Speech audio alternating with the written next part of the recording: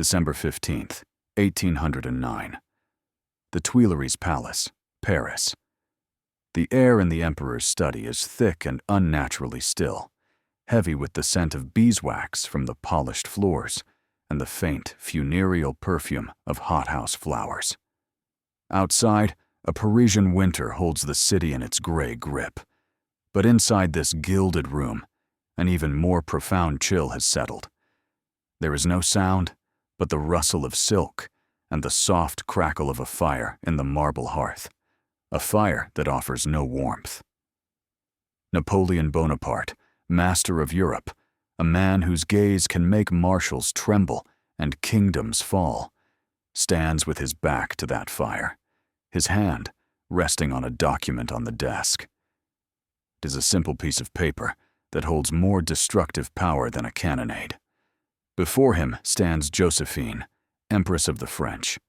Her face, a mask of aristocratic composure, is ashen in the dim light, her famous grace threatening to shatter like fine porcelain. The assembled members of the imperial family and the highest dignitaries of the court are arranged like statues, their faces impassive, their eyes missing nothing. This is not a private moment of heartbreak. It is a formal act of state, a brutal piece of political theater. When Napoleon speaks, his voice, accustomed to commanding 100,000 men, is thin, reedy, almost unrecognizable. He reads the prepared statement, the words of repudiation catching in his throat, a testament to the war raging within him between the man and the monarch. He speaks of the needs of the empire, the necessity of a dynasty, the sacrifice he must make for France. The words are grand, historic, but the sound is one of pure misery. When it is Josephine's turn, she opens her mouth, but only a choked sob emerges. She sways, and a courtier hands her the paper. Her eyes, which have charmed ambassadors and disarmed enemies, scan the words, but she cannot speak them. She whispers, "No, I cannot." And then, with a cry that cuts through the suffocating formality of the room, she collapses. It is not a graceful swoon. It is a dead faint, a complete surrender to a pain too great to bear. The emperor, his face a ruin of anguish, rushes to her side, and with the help of an aide, carries the limp form of the woman he is publicly renouncing out of the room. The performance is over. The state has been served. But as the doors close on the weeping emperor and the unconscious empress, the true story begins, and its central burning question is born in that silent, gilded cage. Why? This is the narrative of a love that was officially declared dead, yet refused to be buried. This was the saga of Napoleon Bonaparte and Joséphine de Beauharnais, a story whose central paradox has echoed through history. Why did the most logical, pragmatic, and powerful man of his age remain emotionally shackled to the woman he himself cast aside for the coldest of reasons? To understand this emperor who conquered a continent but could not conquer his own heart, we must return to the world that spawned them both. The France of the late 18th century was not merely a nation in transition. It was a civilization immolating itself. The old world of powdered wigs, divine right, and aristocratic privilege had been shattered by the guillotine, its pieces scattered by the winds of revolution. Paris, the epicenter of this earthquake, was a city of ghosts and opportunists. The air itself seemed different, thin and sharp, with the memory of fear and the heady scent of newfound, dangerous freedom. The Reign of Terror had left behind a collective trauma, a society where the threat of sudden, violent death was a fresh memory in everyone's mind. Out of this crucible emerged a new republic, fragile and defiant, surrounded on all sides by the ancient monarchies of Europe, Austria, Prussia, Britain, Russia, who looked upon this new France not as a nation, but as a contagion to be eradicated. It was an era of total war, where national survival depended on the raw genius of its generals and the fervor of its citizen armies. But it was also an age of immense social flux, with the old aristocracy either executed or in exile. A vacuum of power and status had been created. Into this void rushed a whirlwind of characters: ruthless politicians, corrupt officials, audacious speculators, and ambitious soldiers. It was a world where an obscure Corsican artillery officer could, by sheer force of will and military talent, rise to command armies, and a disgraced Creole widow could, by leveraging her charm and connections, position herself at the very center of power. Their relationship cannot be understood as a simple romance. It was a product of this violent, chaotic, and opportunistic age, an alliance forged in the shadow of the guillotine and tempered by the fires of ambition. It was a bond that could only have been created in a world where all the old rules had been utterly destroyed. To comprehend the magnetic pull that bound them, we must first understand the two disparate souls at the story's center, forged in entirely different worlds, yet sharing a common status as outsiders. She was born Marie-Joseph Rose Tacher de la Pagerie, a name as languid and aristocratic as the sweltering Martinique plantation where she was raised. Her world was one of sugarcane, tropical humidity, and the casual cruelties of a slave-owning society in decline. She was a child of the old regime, educated in a convent, destined for a strategic marriage to bolster her family's flagging fortunes. Thrown into the sophisticated, icy society of pre-revolutionary Paris as the wife of Vicomte Alexandre de Beauharnais, she was always seen as a provincial outsider, the exotic Creole, with a charm that was both her defense and her weapon. The revolution, for her, was a personal apocalypse. Her husband was executed, and she herself was imprisoned in the dreaded Carmes prison, awaiting her turn at the guillotine. She survived only because the architect of the terror, Robespierre, fell from power just days before her scheduled execution. This experience did not just forge her, it distilled her. She emerged from the shadow of death with a single, burning purpose: to survive, and to ensure her children survived at any cost. This desperation gave her charm a razor's edge. He, meanwhile, was Napoleon Bonaparte, a product of the rugged, clannish, and fiercely proud island of Corsica. His family were minor nobles, Italian in origin, in a land recently and unhappily annexed by France. At the military academy in Brienne, he was an outsider, mocked for his thick accent, his poverty, his un-French name. He was short, intense, and consumed by a ferocious ambition that was his only answer to the condescension of his aristocratic French classmates. The revolution for him was not a catastrophe, but the ultimate opportunity. It swept away the very system that had deemed him a second-class citizen, allowing merit and genius to triumph over birthright. He was a man forged in fire and calculation, a master of artillery and strategy, who saw the world as a grand chessboard. She was a woman who had survived by mastering the subtle, unspoken rules of human connection. He was an outsider by geography and temperament.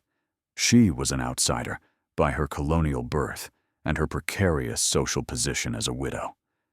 Both were deeply hungry, not just for power, but for legitimacy, for a permanent place in the treacherous new world being born around them. Her first truly significant step into the great game of power was not on a battlefield or in a political chamber, but within the shimmering, candle-lit walls of her own home.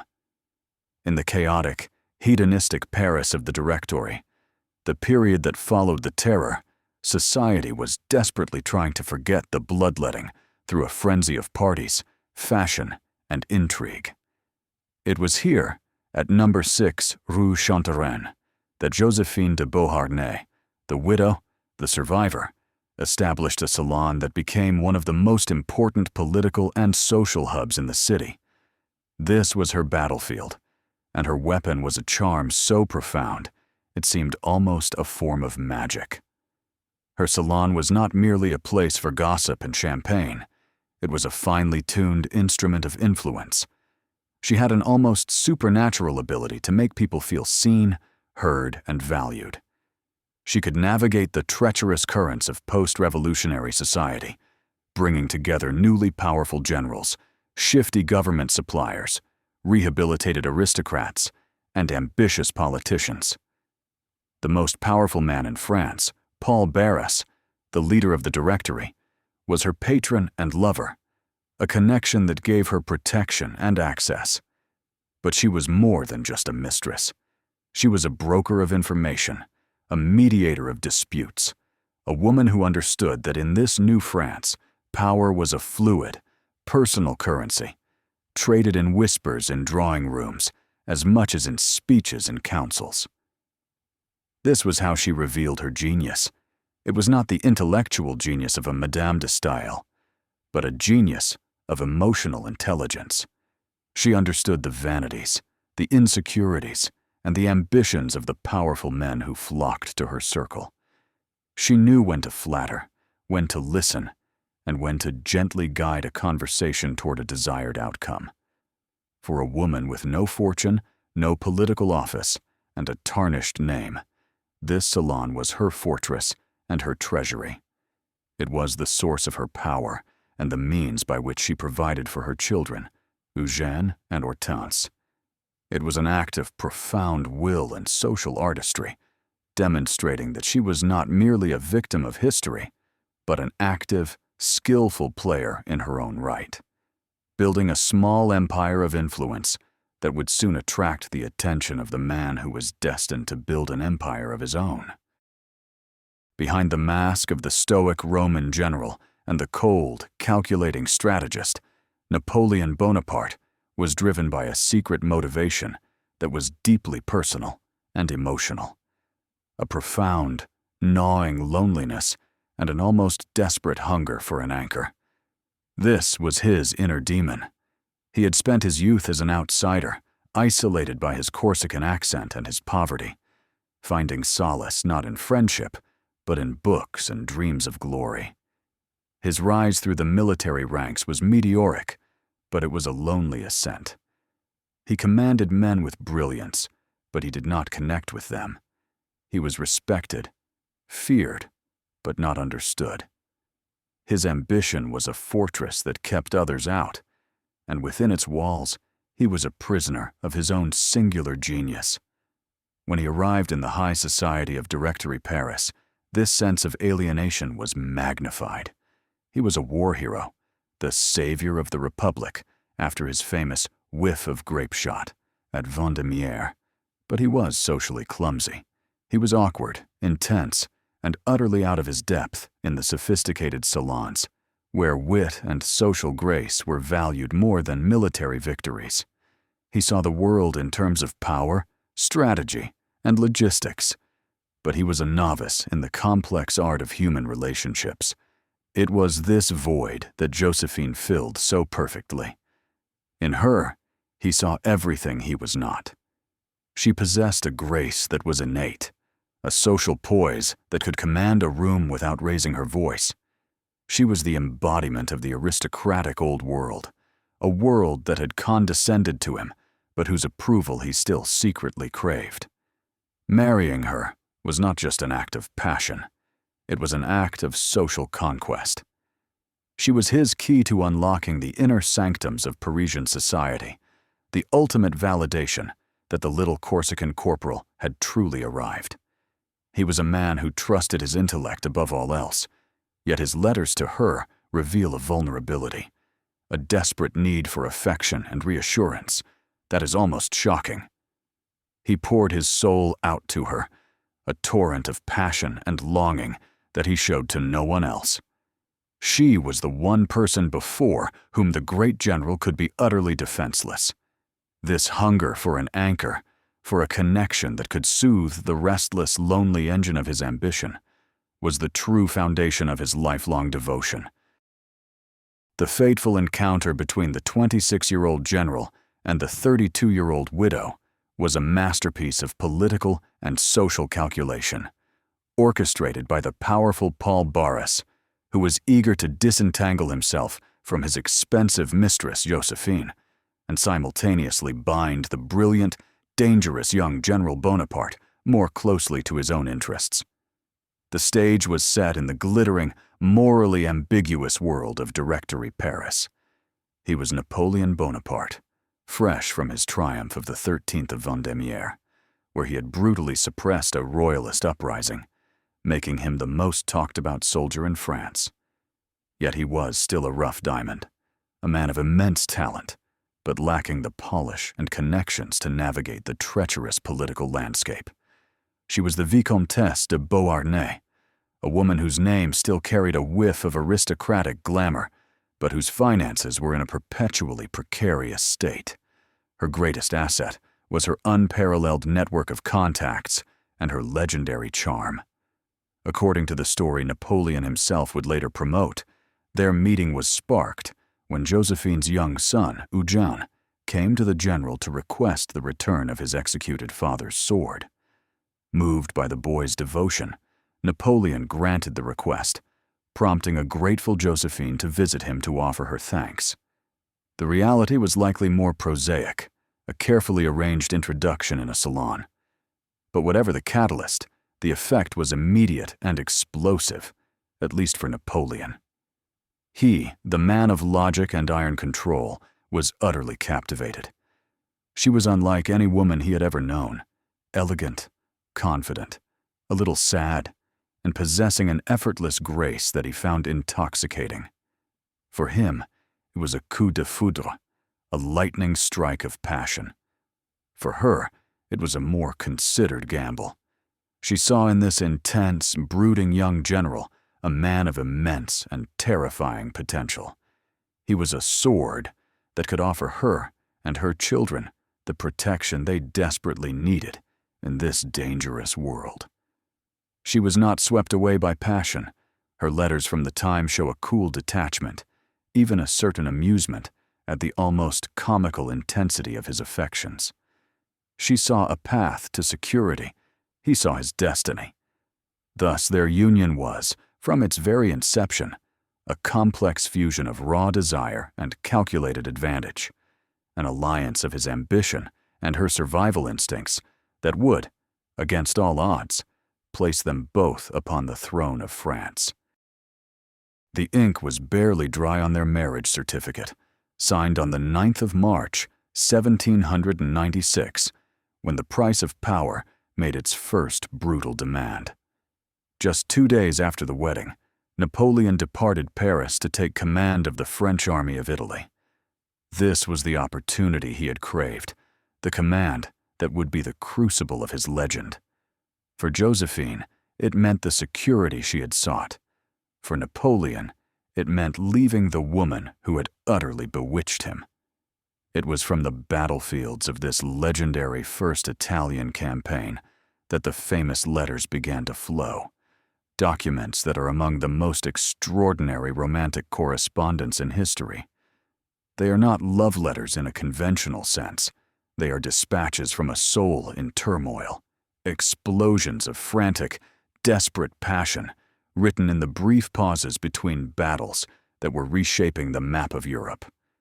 While he was outmaneuvering Austrian generals, storming the bridge at Lodi, and entering Milan in triumph, his mind was consumed by her. "I wake filled with you," he wrote, "your portrait and the memory of intoxicating evening. Leave no rest to my senses." He pleaded, he demanded, he raged. "You are coming, aren't you?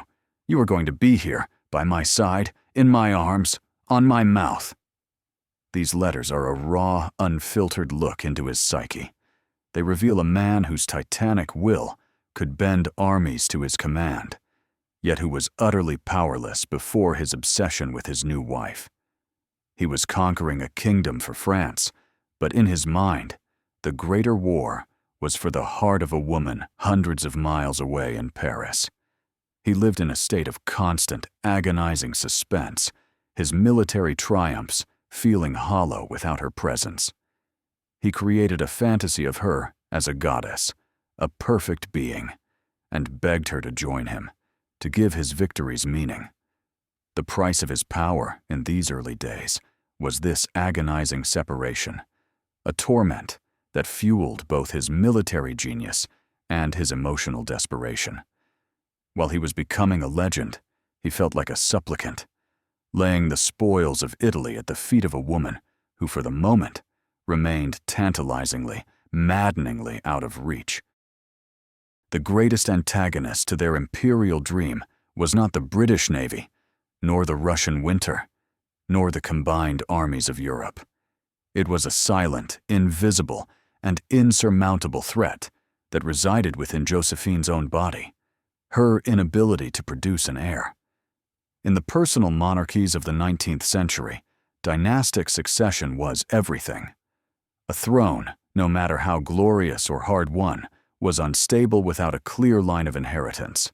An empire without an heir was merely a military dictatorship, destined to crumble upon the death of its founder. Napoleon, the ultimate pragmatist, understood this with terrifying clarity. Every step of his ascent, from first consul to emperor, was a step towards establishing a lasting dynasty, the fourth dynasty of France, that would cement his legacy and make the Bonaparte name immortal, equal to the Habsburgs or the Romanovs. This obsession with legacy rendered Josephine's barrenness a political crisis of the first order. It was a flaw in the very foundation of the imperial edifice he was so painstakingly constructing. The irony was devastating. The woman he considered his lucky star, the talisman whose arrival in his life had coincided with his rise from obscurity to absolute power, was the one person who could not provide the single most crucial element for that power's continuation. This biological fact became the central tragedy of their lives together. It haunted every state dinner, every public ceremony, every private moment. The pressure was immense, coming from all sides. His family, who detested her, used her infertility as their primary weapon against her. His ministers and marshals, concerned for the future of the empire, began to whisper, then to speak openly, of the necessity of a divorce and a new, fruitful marriage. Josephine, for her part, lived in a state of constant, gnawing anxiety, resorting to all manner of dubious medical treatments and spa cures in a desperate attempt to conceive. This shared, unspoken crisis created a strange dynamic, a bond forged in a common, painful failure, even as it was the very thing that would ultimately tear their marriage apart. The antagonist wasn't a person, but a fact, a cruel twist of fate that mocked their love and threatened to undo everything they had achieved together. The first great psychological breaking point in their relationship, the moment that forever shattered Napoleon's idealized image of his wife, was her infidelity. While he was in Italy in 1796, waging a war and writing letters burning with a desperate, almost adolescent passion, Joséphine, back in the glittering social whirlwind of Paris, remained coolly detached. She read his outpourings of devotion to her friends with a certain ironic amusement. She delayed joining him, offering a litany of excuses, including a feigned pregnancy. She was enjoying her status as the wife of France's most celebrated general. And she took a lover. His name was Hippolyte Charles, a charming, well-dressed young hussar lieutenant with a reputation as a wit and a ladies' man. Their affair was not a well-kept secret. When Napoleon finally learned the truth, likely upon his triumphant return to Paris, the news struck him with the force of a physical blow. This was a humiliation that cut deeper than any battlefield wound. The conqueror of Italy, the hero of the Republic, had been made a cuckold in the salons of Paris. The discovery was a catastrophic emotional defeat. It destroyed the pure, worshipful love he had felt for her, a love based on the fantasy of her perfection. The man who saw the world in terms of loyalty and betrayal felt profoundly betrayed. His letters from his subsequent campaign in Egypt, after he had confirmed the rumors, are utterly transformed. The desperate lover is gone, replaced by a cold, bitter, and wounded man. "The veil is torn," he wrote to his brother Joseph. "I have no more reason to live." He spoke of divorce, of public disgrace. This moment changed him fundamentally. He forgave her, eventually, for pragmatic and perhaps emotional reasons he himself did not fully understand. But the trust was broken. The dynamic of their relationship shifted forever. He would always love her, but it would now be a love tinged with cynicism, a possessive, controlling affection that sought to prevent any future betrayal. The fatal mistake was hers, but the psychological break was his. It hardened his heart, teaching him a brutal lesson that the world of emotions was a battlefield just as treacherous as any in Lombardy, and that even a conqueror's heart could be broken. Out of the chaos of his personal humiliation and the political turmoil of France, Napoleon seized his ultimate opportunity. His return from the Egyptian campaign in October of 1799 was technically the act of a deserter. He had abandoned his army, which was trapped by the British Navy, and slipped back to France. But he returned to find a nation in crisis. The Directory government was weak, corrupt, and widely despised. The economy was in shambles, and the nation was weary of endless political instability. The moment was ripe for a strong leader, a man on horseback to restore order. The plot for a coup d'état was already simmering, led by figures like Emmanuel Joseph Sieyès, who was looking for a general to be his sword. Napoleon, with his immense popularity and military credibility, was the perfect candidate. Yet, the coup of 18 Brumaire, November 9th, 1799, was a messy, near-disastrous affair. On the crucial day, Napoleon's own performance was shockingly poor. When he tried to address the Council of 500, the legislative body, he was met with angry shouts of, "Down with the dictator! Outlaw him!" Unused to political debate and heckling, the great general lost his nerve, stammered, and nearly fainted. He had to be dragged from the chamber by his grenadiers. It was his brother, Lucien Bonaparte, president of the council, who saved the day by rushing outside, grabbing a sword, and claiming to the soldiers that daggers had been drawn on their general inside the chamber, inciting them to storm the hall and disperse the legislators. But behind the scenes of this high political drama, Josephine played her own crucial role. In the days leading up to the coup, her salon was the nerve center of the conspiracy. She used her charm and social skills to soothe the anxieties of nervous politicians and their wives, to gather intelligence, and to create an atmosphere of confidence. While Napoleon was a brilliant strategist, he lacked the human touch. Josephine provided it. She was the velvet glove on his iron fist. Her partnership in this critical moment was undeniable. She had hitched her fate to his, and together they gambled everything. When the dust settled, the Directory was gone, replaced by the consulate, with Napoleon as the first consul, the undisputed master of France. They had seized power from the chaos, and she was now the wife of the most powerful man in the nation, her role as his partner in the great game forever cemented. The absolute pinnacle of their shared journey, the moment of their greatest triumph, arrived on a bitterly cold day, the 2nd of December, 1804. The scene was the ancient, cavernous interior of the Cathedral of Notre Dame in Paris, which had been lavishly decorated for the occasion. The air was thick with the smell of cold stone, incense, and the collective breath of thousands of onlookers. Every great personage of the new French Empire was present. the marshals in their magnificent uniforms, the ministers of state, the members of the Bonaparte family, and delegations from across the conquered territories. Pope Pius VII himself had been compelled to travel from Rome to officiate, a testament to the new emperor's immense power.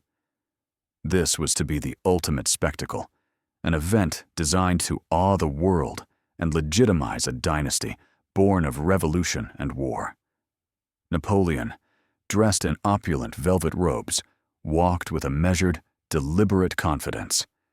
But the most dramatic moment, the one that truly defined the nature of his power, was yet to come. As the Pope prepared to place the imperial laurel wreath upon his head, Napoleon took it from the pontiff's hands.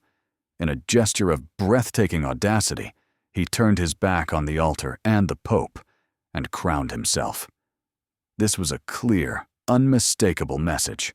His power came not from God or the Church, but from his own will, from the French people, and from the victories of his armies. Then, in the silence that followed this shocking act, he turned to the woman kneeling before him. Joséphine was trembling, her face wet with tears of overwhelming emotion. He picked up a second, smaller crown, and gently, almost tenderly, placed it upon her head. In that single act, he elevated the Creole widow, the survivor of the Terror, the woman his family despised, to the rank of Empress. It was the ultimate vindication. She was not merely his consort, she was his chosen partner, crowned by his own hand. This moment was the climax of their improbable story, the transformation of the awkward general and the vulnerable widow into the imperial couple who now stood at the summit of the world. In that moment of ultimate triumph, as he stood in Notre Dame with a self-placed crown on his head, Napoleon's psychology was a complex mix of political calculation and deeply personal superstition. To the world, crowning Joséphine was a gesture of love and recognition for the woman who had stood by him during his rise. But in his own mind, it was something far more profound. He saw her as his Fortuna, his personal goddess of victory. He was a man of the Enlightenment, a believer in reason and logistics, yet he harbored a deep-seated, almost Corsican belief in fate, destiny, and lucky stars. His life had been a series of improbable gambles that had paid off spectacularly, and he connected the beginning of this incredible winning streak directly to his meeting with Joséphine. She was his talisman. Her presence in his life was intertwined with the very fabric of his success. To crown her was to honor the source of his good fortune, to pay tribute to the mystical force that had guided him from the obscurity of Ajaccio to the throne of Charlemagne. This was the moment of his hubris, the belief that he was a man apart, a man of destiny, and she was the celestial partner in that destiny. He saw her coronation not just as making her an empress, but as confirming her status as the living symbol of his glory. This belief was so powerful that it transcended her flaws, including her notorious extravagance and her well-known past infidelities. He had forgiven those not just out of love, but out of a superstitious fear of upsetting the delicate balance of his fate. To cast her aside would be akin to breaking a lucky charm before the most important battle of his life. Therefore, by placing that crown on her head with his own hands, he was not just making a public statement, he was performing a private ritual, binding his lucky star to himself at the very peak of his power. He saw his triumph not just as his own, but as theirs, a shared destiny written in the stars. And she was its beautiful, graceful, and absolutely essential earthly representative. While Joséphine sat enthroned as the Empress of the French, she faced a relentless and deeply personal sworn enemy, the Bonaparte clan itself. Napoleon's family, rooted in the fierce, clannish traditions of Corsica, never truly accepted her. They viewed her with a mixture of suspicion, jealousy, and outright contempt. To them, she was, and always would be, the widow Beauharnais, a woman of loose morals, 6 years older than their glorious brother, and, most damningly, a foreigner who had failed in her most sacred duty, to provide a pure-blooded Bonaparte heir. The matriarch of the family, the formidable Letizia Ramolino Bonaparte, maintained a stony and disapproving distance. She famously snubbed the coronation, a public insult of immense proportions. Napoleon's sisters, Elisa, Pauline, and Caroline, were even more venomous. They were ambitious, power-hungry women who were pathologically jealous of the grace, influence, and position Joséphine held. They missed no opportunity to criticize her extravagance, mock her inability to conceive, and spread malicious gossip about her past. They saw her not as the soul of the court, but as an obstacle, a usurper occupying a position that should have belonged to a young, fertile princess from a great royal house. This constant familial warfare created a siege-like atmosphere around Joséphine. The Tuileries Palace was a viper's nest of intrigue, with the Bonaparte sisters constantly whispering poison into Napoleon's ear. This dynamic, however, had a paradoxical effect on Napoleon's relationship with his wife. It forced him into the role of her protector. He was constantly defending her against the attacks of his own mother and siblings. He would rage at their insolence, banish them from court, and then, inevitably, forgive them. But the cycle of conflict never ceased. This need to shield her, to stand as the lone barrier between Joséphine and the animosity of his own blood, forged a unique and powerful bond between them.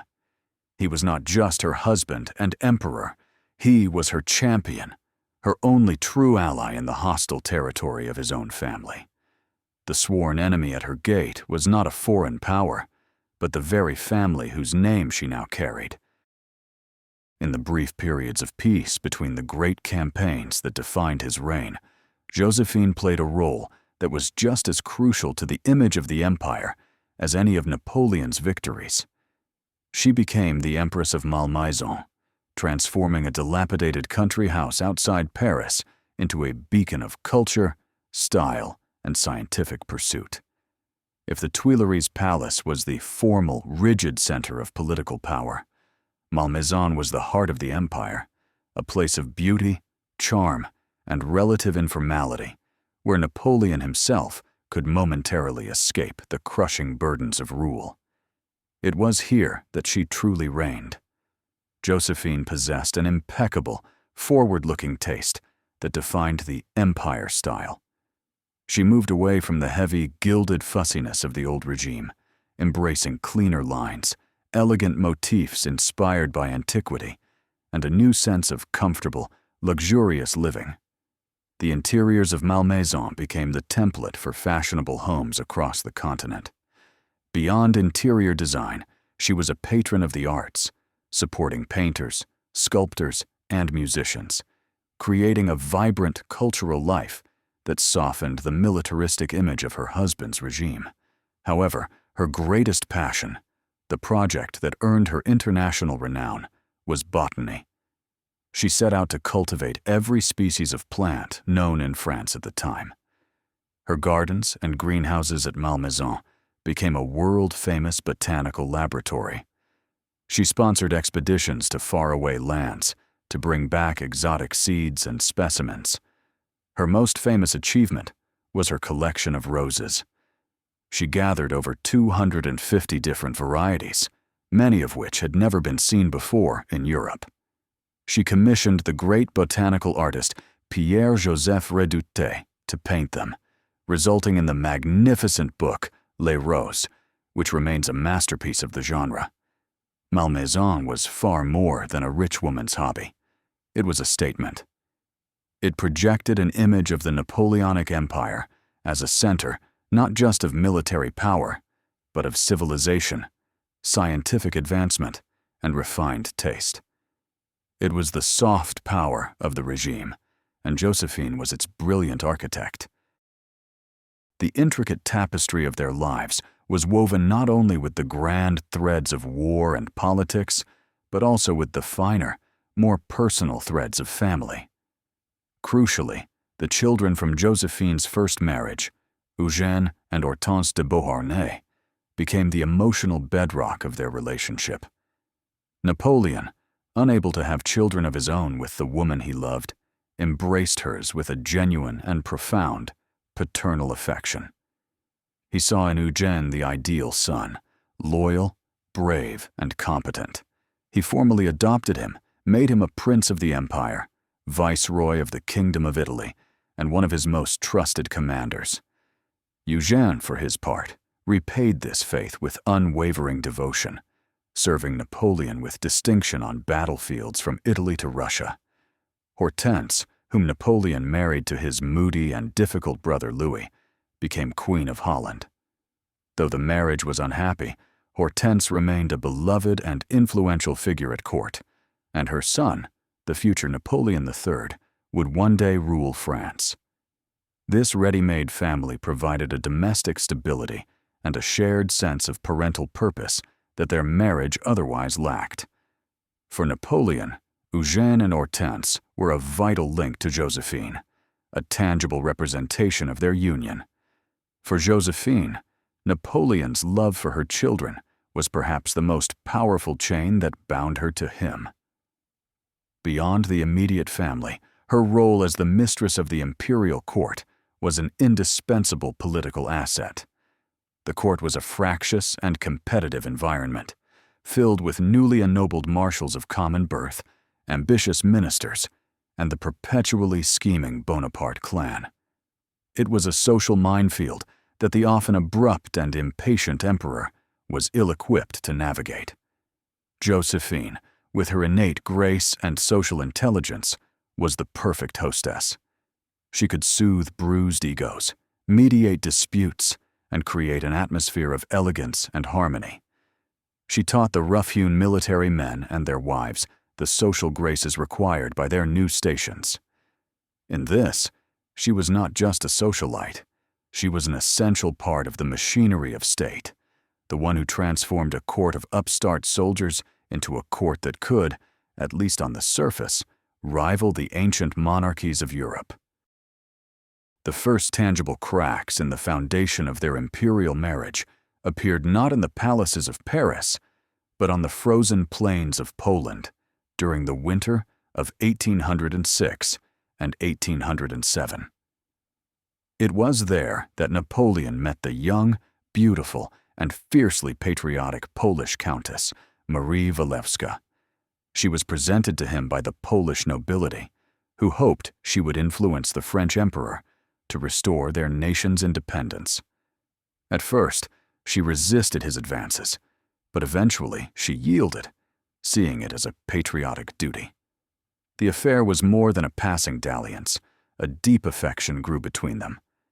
And then, in 1810, she gave him what Joséphine never could, a son, Alexandre. The birth of this illegitimate child was a seismic event.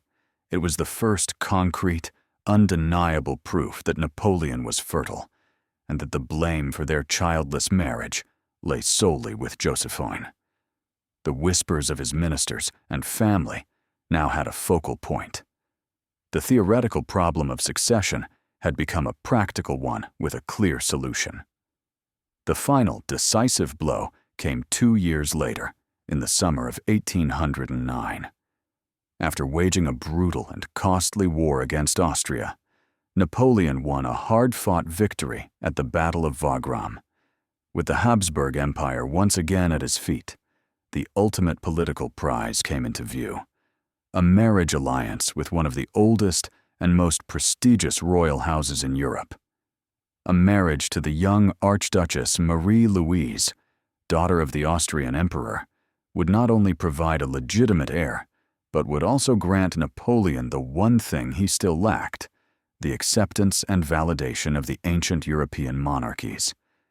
The ultimatum was now clear, pressed upon him by his most senior advisors.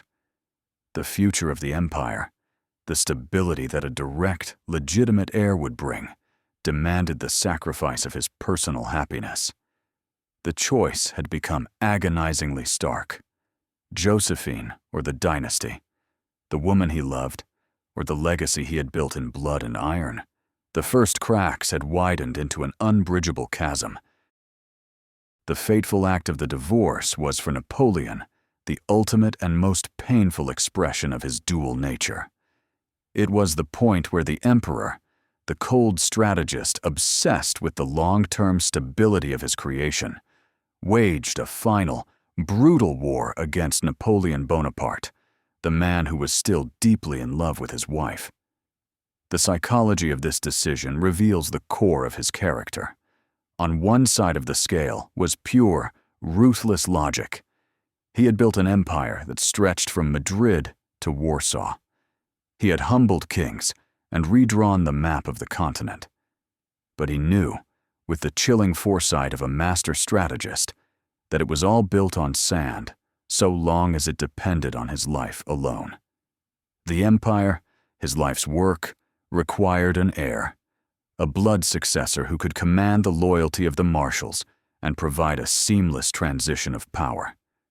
A marriage to a Habsburg princess would not only produce that heir, but would also graft his upstart Bonaparte dynasty onto the ancient rootstock of European royalty, giving it the legitimacy it desperately needed. This was the calculation of the emperor, the man who saw history as a grand chessboard and was willing to sacrifice any piece, even his queen, to win the game. On the other side of the scale was his heart. Joséphine was his history. She was the woman of his youth, his partner in the great gamble for power, his lucky star. To cast her aside felt like a betrayal not just of her, but of himself, of the young, passionate general he had once been. It felt like an act of profound and terrible sacrilege, a tempting of the very fate that had elevated him. The internal conflict was immense. Those close to him described him as being in a state of torment for weeks, his moods shifting wildly from cold resolve to deep, melancholic despair. In the end, the emperor won. He convinced himself that his personal happiness was a small price to pay for the future glory and stability of France. It was a decision born not of cruelty or a lack of love, but of a chillingly rational sense of historical duty. He was sacrificing the man to save the monarch, a fateful act that he would justify for the rest of his life, but one whose emotional cost he never stopped paying. The public ceremony of their divorce was the greatest catastrophe of their shared life, a meticulously staged piece of political theater that barely concealed the raw human tragedy beneath. It was the formal resolution of Napoleon's internal war, a public execution of a private love. The scene in the Tuileries Palace was surreal, a somber, formal gathering of the highest figures of the empire to witness the dissolution of a marriage. This was not a tawdry affair in a courtroom, but an act of state, codified by a formal senatus consultum.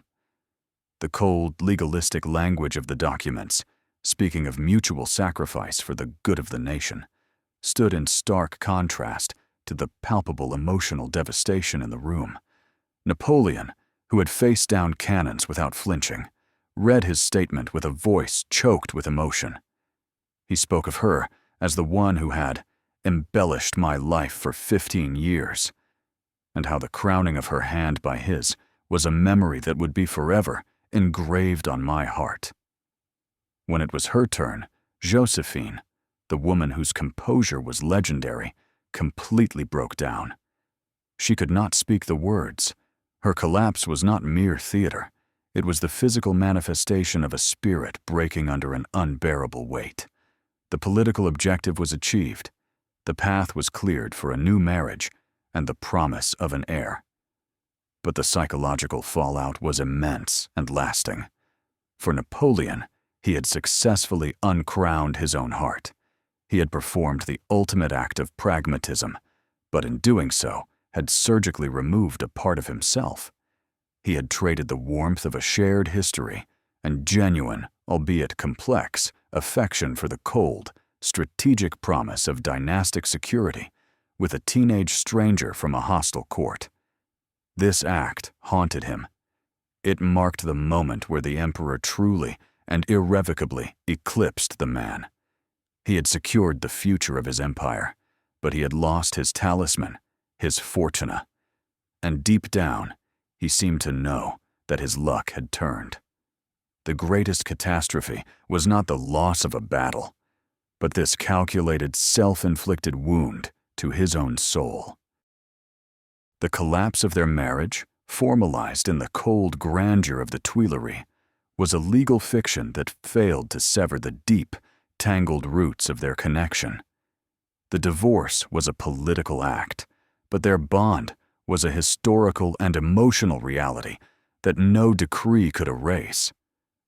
In an extraordinary arrangement, Napoleon insisted that Joséphine retain the title and rank of Empress. She was to be known as the Empress Queen Joséphine, a unique title that acknowledged her past and preserved her dignity. He did not cast her into obscurity. He ensured she remained a figure of immense prestige. He settled upon her the Château de Malmaison as her personal property, along with the Élysée Palace in Paris, and a massive income that allowed her to maintain her lavish lifestyle. This was not the behavior of a man casting off a former wife, but of one repositioning a cherished partner into a new, unique role. Their relationship was transformed, not broken. The passionate, tumultuous dynamic of their marriage gave way to a calmer, perhaps even deeper, form of intimacy. Their correspondence continued, now filled with a tender, familial affection. He wrote to her constantly, confiding in her, seeking her advice, and expressing his unwavering devotion. "Do not doubt my feelings for you," he wrote shortly after the divorce. "They have not changed, and I hope to find you calm and happy." When he married the young Marie-Louise of Austria, he relied on Joséphine to advise him on how to deal with his new bride and the rigid etiquette of the Austrian court. He would make secret visits to Malmaison, spending hours walking with her in the gardens, confiding in her about the pressures of his office in a way he could not with his new, politically chosen wife. For him, she remained the ultimate confidant, the one person who had known him before he was an emperor, the anchor to his own past. The marriage was over, but the partnership, in this strange new form, endured, a testament to a connection that defied convention, logic, and even the dynastic needs of an empire. While Napoleon waged the disastrous campaign in Russia and fought the final, desperate battles for his empire, Joséphine lived in a state of anxious retirement at Malmaison. When Paris fell to the Allied armies in the spring of 1814, and Napoleon was forced to abdicate and go into his first exile on the island of Elba, she found herself in a precarious position. Yet, even then, she remained a figure of immense stature. One of the most powerful men in the world, Tsar Alexander I of Russia, the chief architect of Napoleon's defeat, was famously curious about the legendary Empress and made it a point to visit her at Malmaison. He, like so many others, was captivated by her charm and grace. They struck up a genuine friendship, and Joséphine used her influence to plead for the future of her children, Eugène and Hortense, successfully securing the Tsar's protection for them. She was, in a sense, conducting her last diplomatic mission, charming the conqueror of her husband to safeguard her family. But her life, so closely tied to the epic rise and fall of the empire, was nearing its end. In late May of 1814, after a long walk in the chilly gardens of Malmaison with the Tsar, she complained of a sore throat. Her condition rapidly deteriorated. It was a common, swift-moving infection, likely diphtheria or pneumonia. As she lay dying, her mind turned to the man whose destiny had defined her own. She was consumed with worry for him, alone in his island exile. Those at her bedside reported that her final, whispered words were a testament to the three great loves of her life: Bonaparte, Elba, the King of Rome. The last was a reference to Napoleon's son with Marie-Louise, a child she had never met, but whose birth had cost her a throne. She died on May 29, 1814. The news, when it reached Napoleon on Elba, devastated him. He locked himself in his room for 2 days, refusing to see anyone. The Rose of Malmaison was gone. The conqueror of hearts had finally been vanquished, leaving the fallen emperor to face his own dark future utterly alone. The legacy of Joséphine de Beauharnais is as complex and contradictory as the woman herself, a conflict of interpretations that continues to this day. To the romantic imagination, she is the great love of Napoleon's life, the tragic heroine of an epic story, the woman whose charm captured the heart of the world's master. This view, heavily promoted by Napoleon himself in his memoirs from St. Helena, paints her as the muse of the empire, its soul, its guiding star of good fortune, whose dismissal coincided with the beginning of his decline. In this narrative, she is the embodiment of grace, style, and unwavering loyalty, the perfect emotional counterpoint to Napoleon's stern, martial genius. To his detractors, and particularly to the Bonaparte family and their loyalists, she was a far more problematic figure. They saw her as the charming Creole, a frivolous, extravagant, and morally suspect woman who was ultimately a liability to the emperor. They highlighted her inability to produce an heir as her cardinal failure, a personal failing that became a grave political crisis, forcing Napoleon into a divorce that he should have initiated years earlier for the good of the state. In this interpretation, she was an obstacle to the establishment of a proper, legitimate dynasty, a relic of the decadent Directory who was ill-suited to be the mother of a new line of kings. History, standing somewhere between these two poles, sees her as a figure of remarkable resilience and skill. She was a supreme survivor, a woman who navigated the treacherous, blood-soaked politics of the French Revolution with extraordinary deftness. She was an indispensable partner in Napoleon's rise, her social and political skills complementing his military genius perfectly. She was an arbiter of taste who defined the style of an era and a serious patron of the sciences. Her greatest legacy, perhaps, is the very paradox she embodies.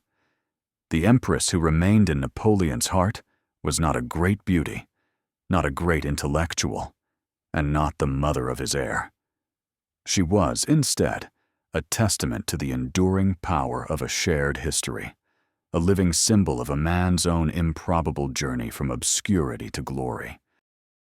We arrive at last at the final, comprehensive answer to the core question that has driven our entire narrative. Why did a man as pragmatic and ruthless as Napoleon love Josephine so deeply, even after their divorce, even unto his dying day? The answer is not simple.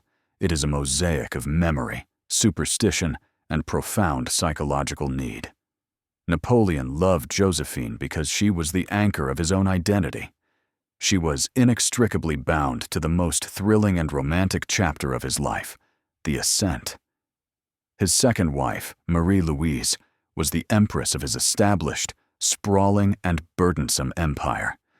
She was a political treaty in human form, a symbol of his arrival and his compromise with the old order.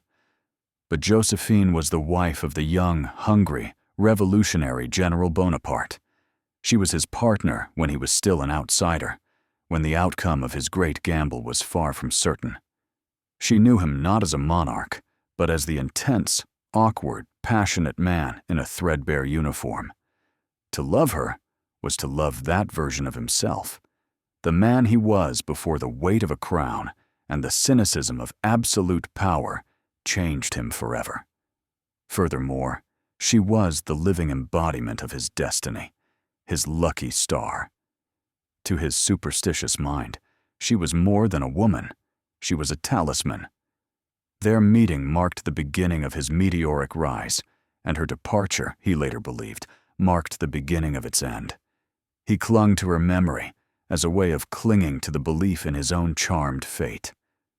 Finally, she provided a unique emotional sanctuary.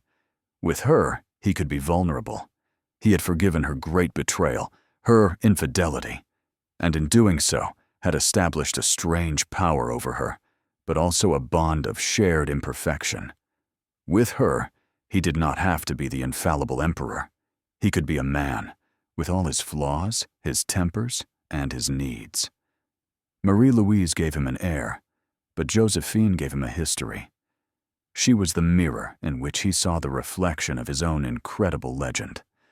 It was this shared past, this mystical connection to his own improbable destiny, that logic, divorce, and empire could never erase. The grand saga of Napoleon and Joséphine offers a timeless and universal lesson, a profound verdict on the nature of power and the human heart. Their story demonstrates that history is not merely a sequence of battles, treaties, and political maneuvers. It is driven, at its core, by the complex, irrational, and often contradictory emotions of the men and women who shape it. It reveals the fundamental clash that exists within every great leader, the conflict between the public persona, the cold, calculating architect of history, and the private self, with its loyalties, its wounds, and its irrational attachments. Napoleon, the man who could move armies like chess pieces and conceptualize the legal and administrative restructuring of an entire continent, was ultimately powerless against the sentimental loyalties forged in the fire of his youth. His life teaches us that no amount of power, no crown, no empire can insulate a person from the fundamental need for connection, for a shared history, for an anchor in the storm of one's own ambition.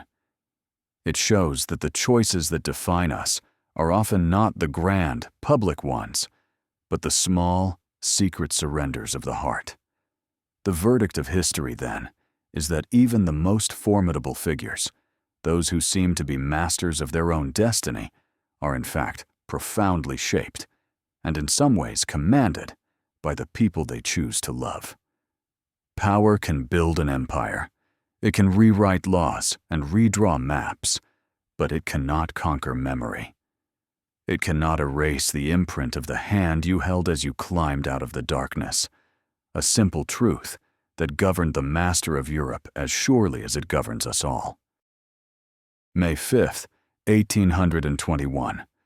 A desolate rock in the vast, empty expanse of the South Atlantic. On the island of St. Helena, a storm rages, lashing the coast with wind and rain, as if the very elements were mourning the passing of a titan. Inside Longwood House, a damp and gloomy residence, the fallen emperor of the French is dying. The man who had once made all of Europe tremble is now a prisoner, his empire a memory, his body racked with pain. In his final hours, his mind wanders through the glorious and tragic landscape of his past. He's no longer on this remote island. He's back on the dusty battlefields of his youth, at Austerlitz, at Jena, at Marengo. Those around his bed lean in to catch the final broken murmurs of the greatest conqueror since Caesar. He speaks of his obsessions, the pillars of his life.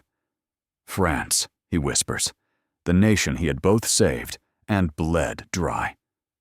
L'armée, the army, his magnificent instrument of power, the source of his glory. Tête d'armée, head of the army, a final assertion of his own identity. The watchers hold their breath. The storm howls. And then, as the last flicker of life recedes, a final, clear whisper escapes his lips, a name that serves as both a beginning and an end, a testament to the one conquest that truly mattered. Joséphine.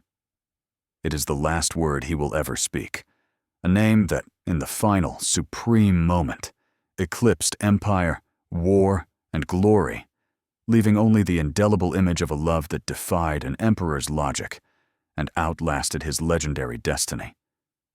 The final frame is not a battlefield or a throne, but a memory, a whisper in a storm, proving that the heart's empire is the only one that truly endures.